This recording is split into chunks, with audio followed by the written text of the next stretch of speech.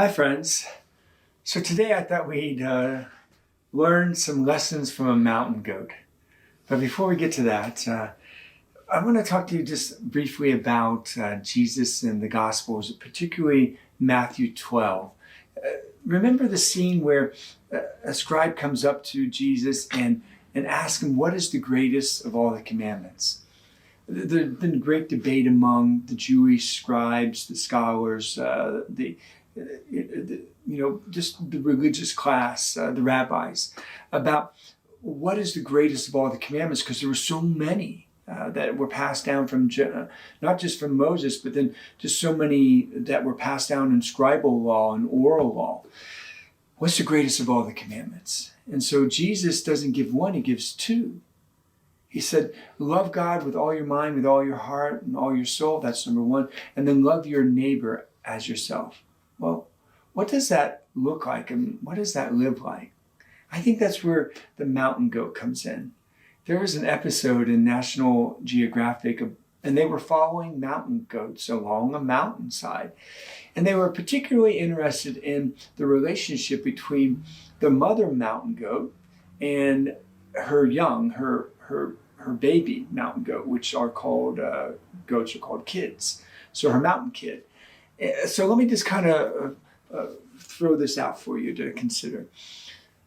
When a mountain kid is first born, it's unsure on its feet. It's just not on solid ground. And furthermore, it's up on a mountain. And they walk along mountainsides. So not being sure-footed is very dangerous.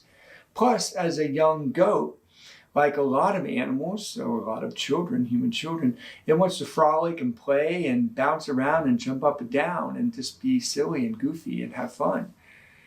Well, that could be very perilous along a mountainside. So what's interesting is that the mother goat is always underneath, below her kid. So as her kid's walking along with the herd along a side of a mountain, the mother's underneath, always underneath her kid. And why?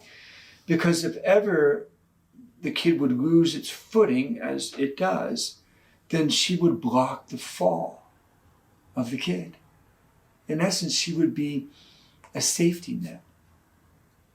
Now, National Geographic didn't go into this, but my mind did, thinking about this, is that built into a mountain goat, to its DNA, is this instinct of a mother, that all mothers have to protect their children, but in this unique way, to always make sure that until her kid is sure-footed, that she's underneath him. Like God gave that. Build it in to the instincts of a mother mountain goat to be a safety net for her kid. And I thought about that just recently as I was reading Matthew's Gospel and came across this passage where Jesus asked, what is the greatest of all the commandments?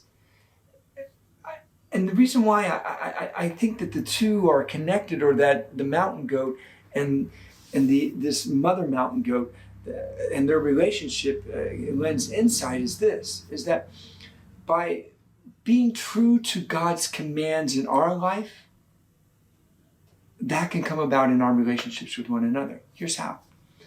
That if we follow the first commandment of God, right? And that first commandment that Jesus tells us is to love God with everything that you are. So love Him with all your mind, with all your strength, with all your heart, with all your strength, with all your soul, with everything. That when we love God that way, He already loves us that way on His side.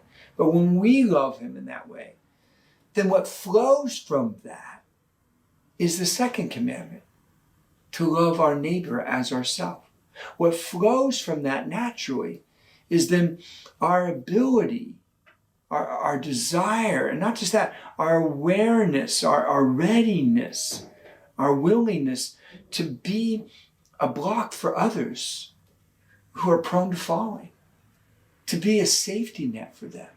Yes, of course, like human parents and their children and stuff, but even more and beyond that, friends and family and neighbors and strangers, people who need us.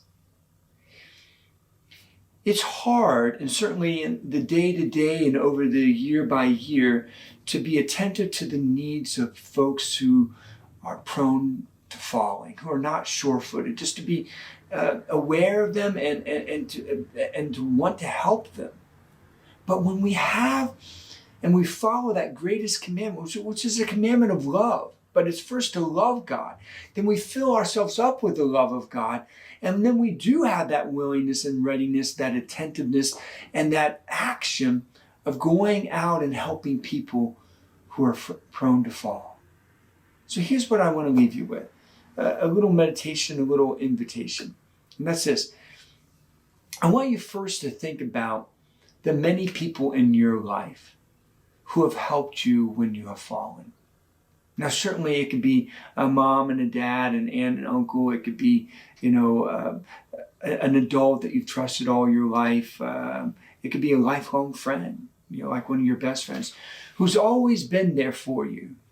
Think about some of these individuals and the situations in which they've come to you and helped you when you weren't sure-footed in life.